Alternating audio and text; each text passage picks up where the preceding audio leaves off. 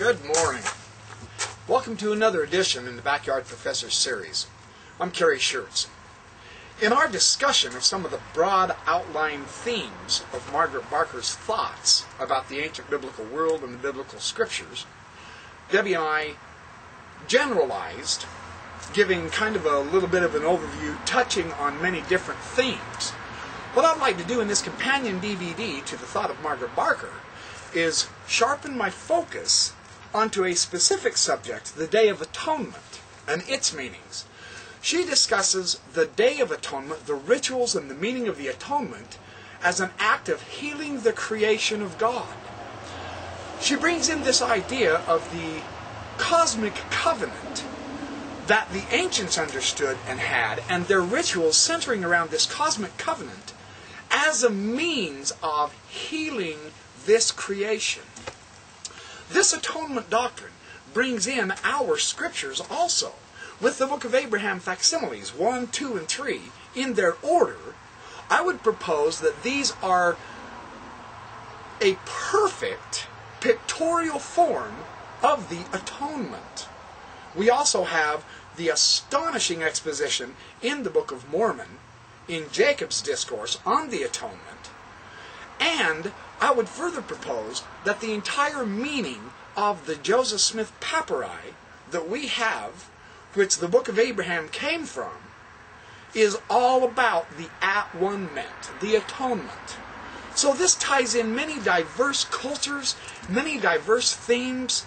Margaret Barker's analysis of it is inclusive, I'll put it that way, it's inclusive of the actual cosmos itself, or the Zoharic concept of the upper worlds and the lower worlds coming together, binding, connecting together in an at-one-ment.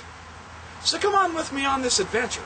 I want to explore this principle of the cosmic covenant and the idea that the atonement brings all things together. And I will explore the Greek in the New Testament, as well as the Egyptian and the Book of Breathings in the Joseph Smith papyri. I will discuss the facsimiles, and I'll bring in the ancient Hebraic doctrine using the Hebrew with Margaret Barker's analysis. It's a stunning theme.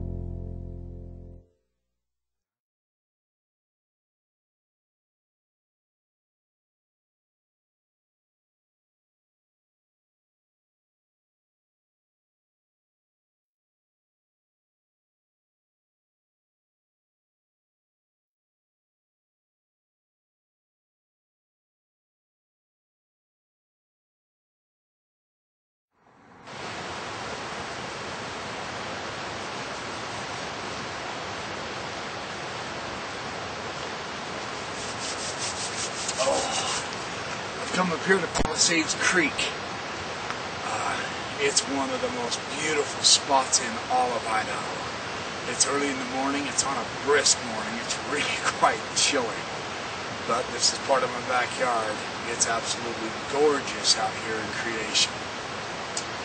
Margaret Barker's discussion on the Day of Atonement is about the healing of creation because of the cosmic covenant between God and the elements, and between God and man. Chaos is kept at bay.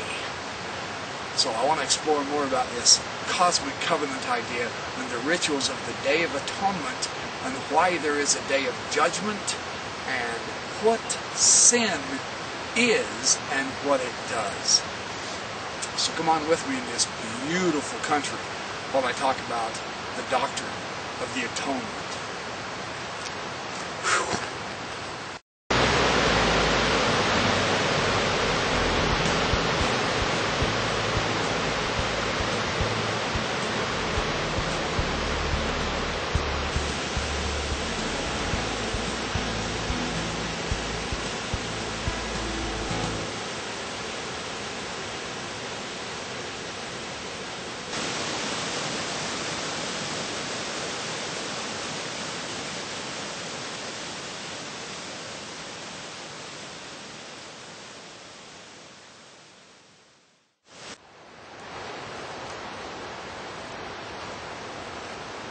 Margaret Barker has noted that the atonement is the rite of a cosmic restoration, a cosmic healing.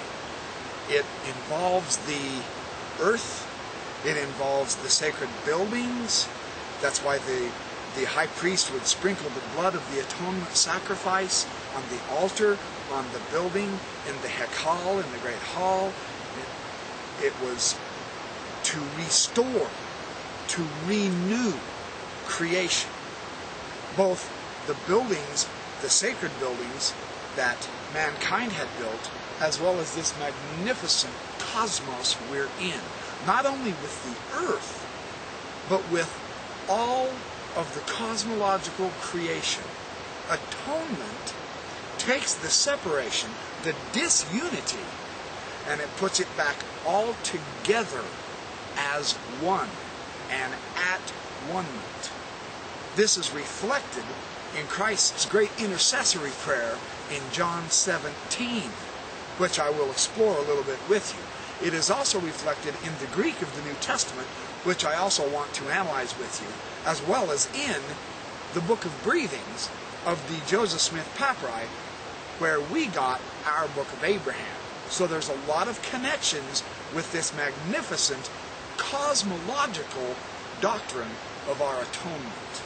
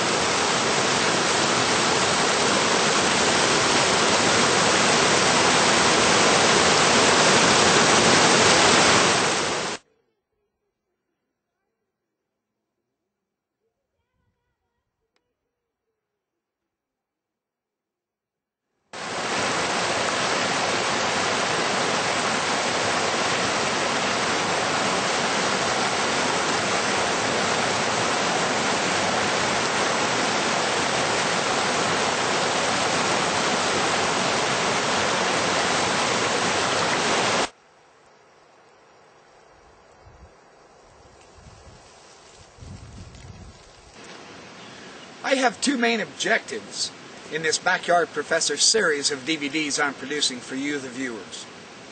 Number one is I intend on giving you a pictorial photographic essay on the incredible beauty of this world we live in. My second main objective as the Backyard Professor is to provide you with stimulating thoughts on the Scriptures and on the ancient world and their relevance for us today. I think if we look beneath the surface level and find those nuggets of gold and those diamonds and those rubies and the pearls, we can appreciate the Scriptures better. They can come alive for us. Even those Scriptures that we have heard thousands of times already and we think we already understand, I think there's extra information that we're missing by not getting into the Hebrew and the Greek.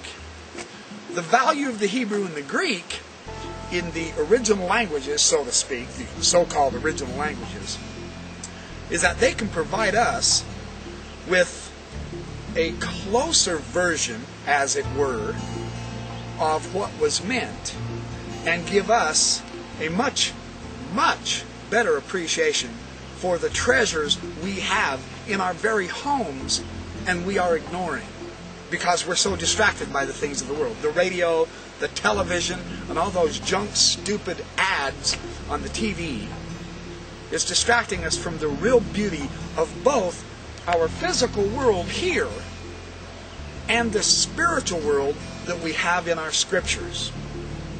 So that's what I'm going to do as the backyard professor.